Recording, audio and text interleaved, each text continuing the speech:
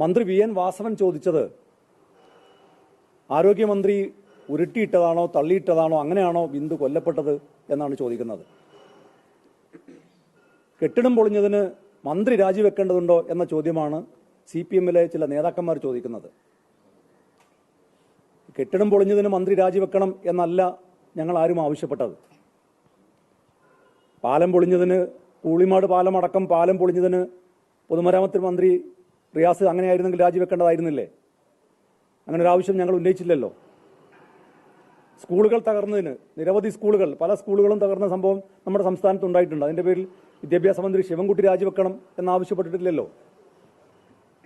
ഇത് ഒരു കെട്ടിടം തകർന്നു എന്ന് മാത്രമല്ല, ആ കെട്ടിടം തകർന്ന സ്ഥലത്ത്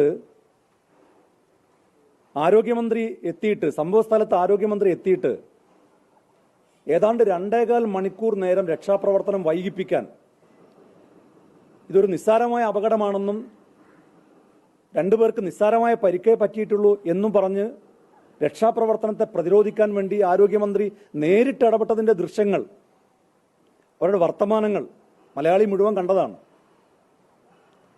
ഏതാണ്ട് 2.25 മണിക്കൂർ നേരം ഒരു പാവപ്പെട്ട അമ്മ ആ കെട്ടിടത്തിനുള്ളിൽ കുടുങ്ങി മരണത്തോട് മല്ലടിച്ചിട്ടാണ് അവർ മരണമടഞ്ഞത്.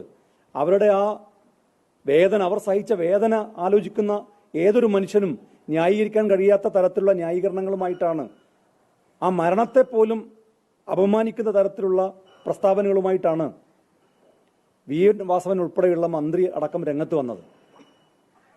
അതുകൊണ്ട് ഈ സമരം തുടരാൻ തന്നെയാണ് ഞങ്ങളുടെ തീരുമാനം. വരും ദിവസങ്ങളിൽ ഈ സമരം ശക്തമാക്കും.